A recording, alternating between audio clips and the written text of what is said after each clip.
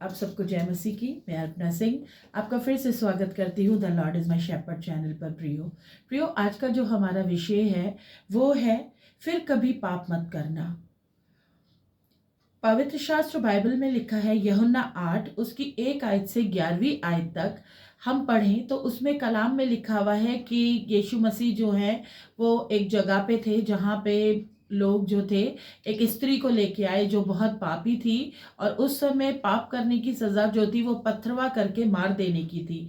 तो वहाँ पे जब लोगों ने यीशु मसीह को भीड़ में खड़े देखा तो उससे पूछने के लिए कि उसका क्या जवाब होता है ये जानने के लिए बार बार उससे पूछते रहे कि तू बता यीशु, हम इस स्त्री के साथ क्या करें, इस स्त्री के साथ क्या करें।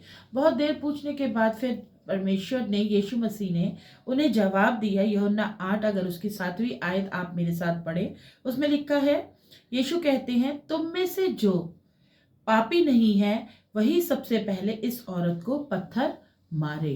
प्रियो, आप आगे पढ़ेंगे, किसी ने एक भी पत्थर नहीं मारा।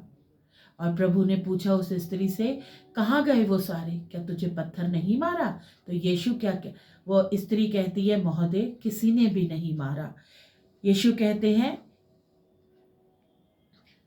यीशु ने कहा यूहन्ना 8:11 में ही, मैं भी तुझे दंड नहीं दूंगा, जाओ और अब फिर कभी पाप मत करना।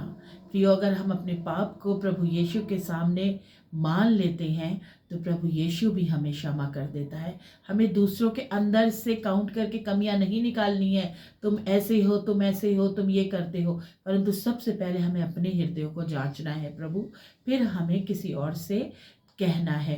पहले हमें अपने हृदयों को प्रभु यीशु के सामने ले आना है और अपने पापों को उसके सामने अंगीकार करना है, फिर ही कहीं जाके मैं किसी दूसरे को ये बोलूं कि तूने मेरे साथ बुरा किया।